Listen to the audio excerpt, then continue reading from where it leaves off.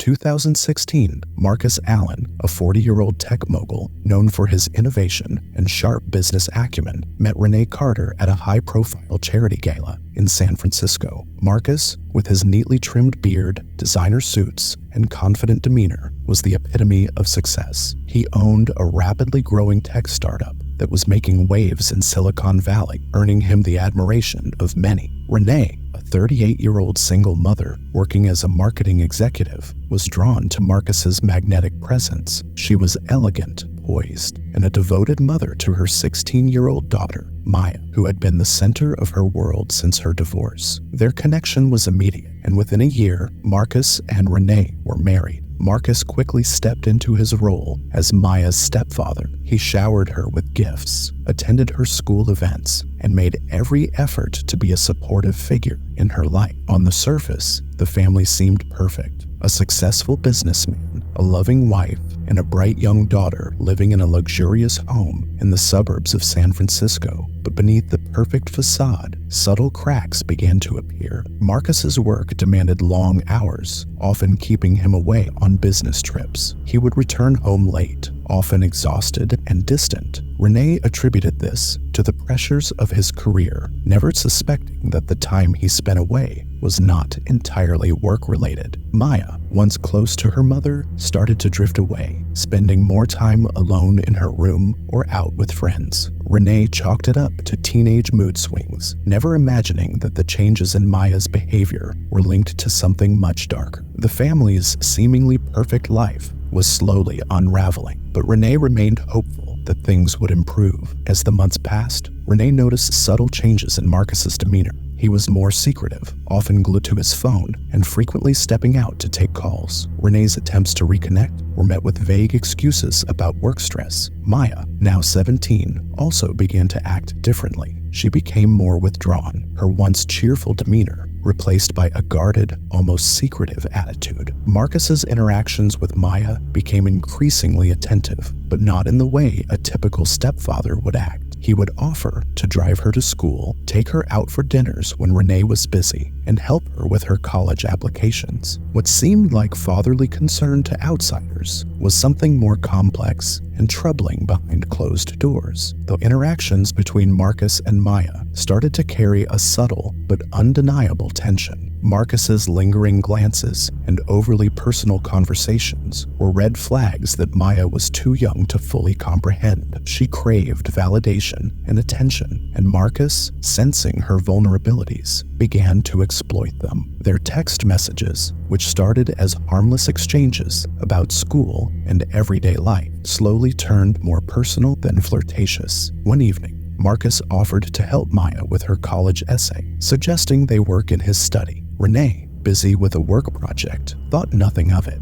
But as the hours dragged on, the nature of Marcus and Maya's interaction shifted. The boundaries that had once defined their relationship were gradually being erased, and the emotional manipulation Marcus wielded over Maya deepened. Renee sensed that something was wrong, but she couldn't put her finger on it.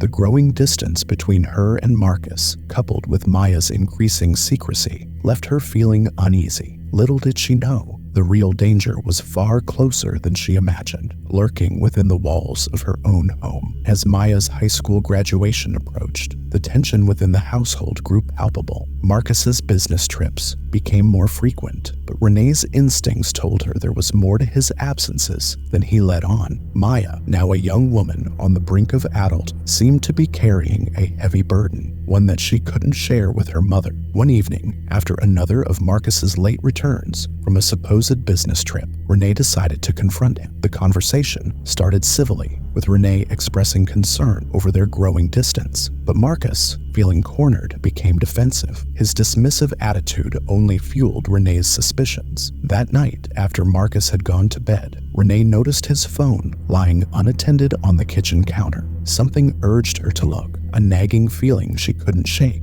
With trembling hands, she unlocked the phone, scrolling through his messages. What she found confirmed her worst fears: intimate, emotionally charged messages between Marcus and Maya. The content was unmistakable, revealing a relationship that had crossed all boundaries of decency. Renee's mind raced, her heart pounding as the full weight of the betrayal settled in. The man she had trusted, who had promised to be a father to her daughter, was involved in an illicit relationship with Maya.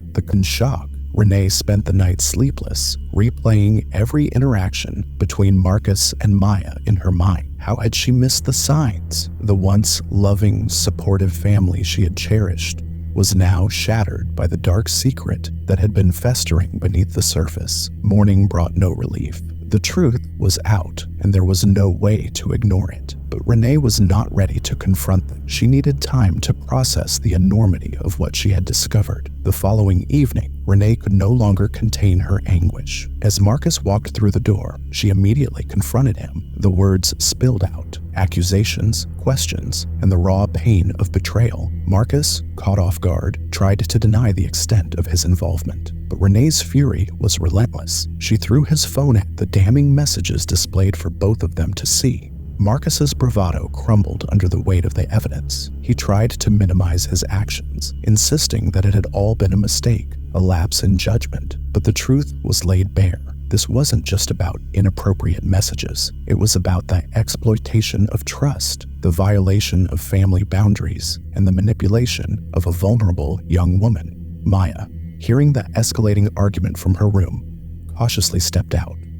She froze in the hallway, witnessing the emotion of the only family she had ever known. The confrontation was loud, raw, and unfiltered, with Renee demanding answers and Marcus floundering in his attempts to rationalize the affair. Torn between the affection she felt for Marcus and the loyalty to her mother, Maya found herself caught in a web of guilt and confusion. She had never imagined that her relationship with Marcus would lead to this. The reality of the situation hit her like a tidal wave, and she realized that the secret she had been keeping was far more damaging than she had ever anticipated. As the argument intensified, Marcus's calm facade began to fracture. Renee's anger turned to sorrow, her voice breaking as she asked the one question that haunted her the most. How could you do this to us? Marcus had no answer that could mend the pain he had caused. The home that once symbolized security and love now felt like a battleground, echoing with the shattered dreams of a family torn apart. Renee's emotional breakdown spilled over into the following days. She barely ate, spoke little, and stayed locked in her room. Marcus tried to reach out, attempting to salvage the remnants of their fractured relationship, but Renee's pain was too deep. Maya, too, struggled to cope, the guilt eating away at her each time she glanced at her mother's tear-streaked face. Then, one evening, as the tension simmered at its peak,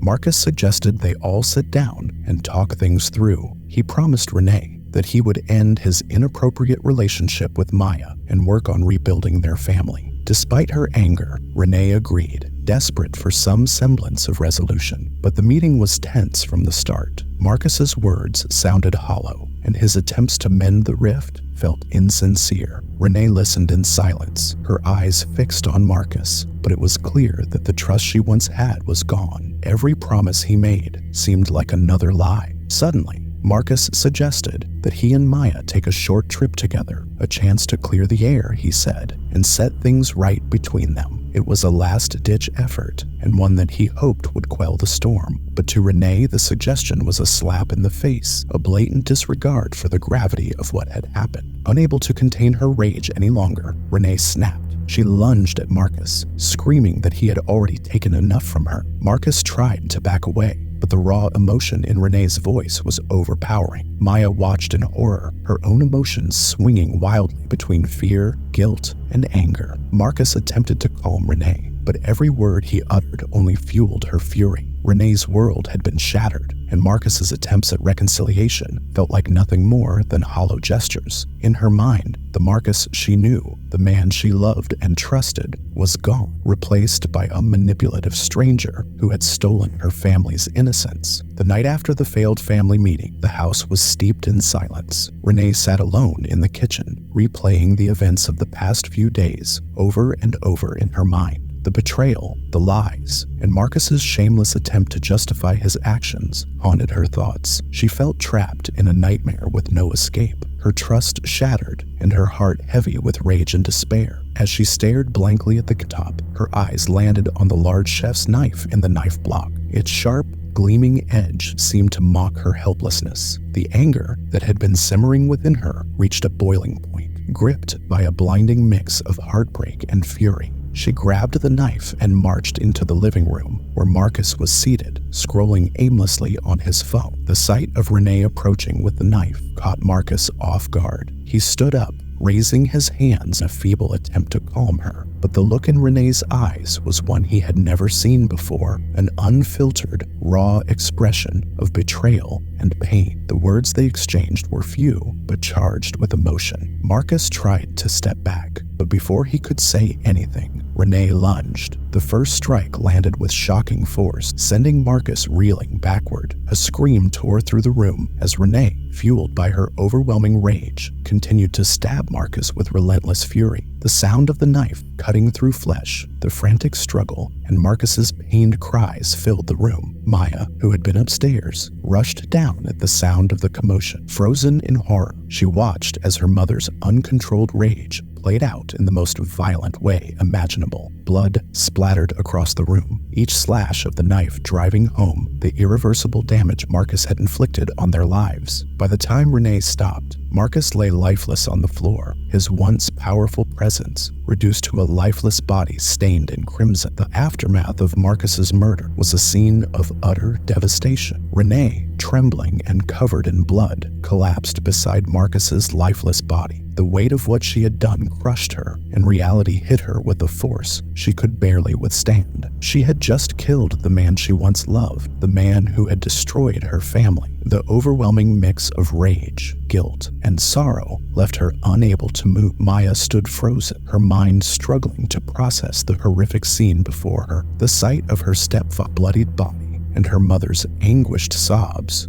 were seared into her memory. The gravity of her role in the events that had led to this moment was inescapable. She had wanted Marcus's attention, but not like this, never like this. In a daze, Maya grabbed her phone and dialed 911, her voice shaky as she reported the brutal attack. Within minutes, police and emergency responders flooded the Allen home. The once pristine living room was now a crime scene, with detectives and forensic teams meticulously documenting every detail. Renee was taken into custody without resistance, her eyes vacant and her spirit broken. As the investigation unfolded, the dark truth of the affair between Marcus and Maya became public. The evidence collected, text messages, photos, and personal notes painted a clear picture of manipulation, deceit, and betrayal. Renee's violent reaction, though shocking, was seen by many as the tragic outcome of unimaginable emotional turmoil. The trial was swift and garnered intense media attention. Renee, charged with second-degree murder, faced the full weight of the law. Her defense argued that she had acted in a state of temporary insanity,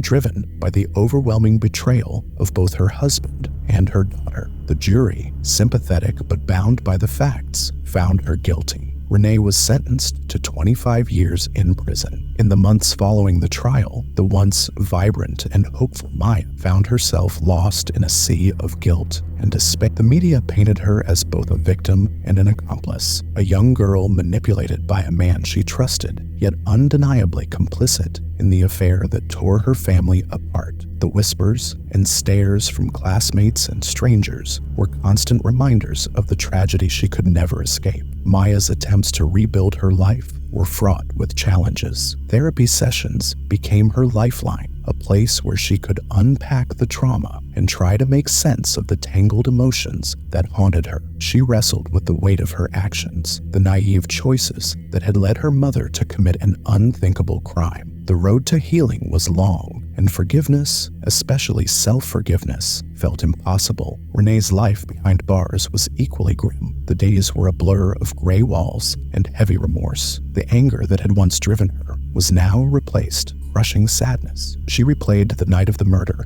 endlessly in her mind, the image of Marcus's lifeless eyes staring back at her, a constant reminder of what she had lost and what she had done. Despite the loneliness of prison, Renee found solace in writing letters to Maya, letters she hoped would one day reach her daughter, offering apologies, explanations, and a desperate plea for understanding. the Allen family's story faded from the headlines, but for Maya, Renee, and those who knew them, the scars remained. The once perfect family home was sold, and the memories of happier times were buried beneath the weight of sorrow and regret. Maya eventually moved away, hoping to start fresh in a place where her past wouldn't follow her so closely. Years later, she would visit Renee in prison, their relationship strained but slowly mending. They were forever changed by the choices that had been made, but in the quiet of the visiting room, mother and daughter found a flicker of hope, a shared determination to survive the tragedy that had defined their lives. Enjoyed the story? Subscribe for more true crime documentaries, and don't forget to like,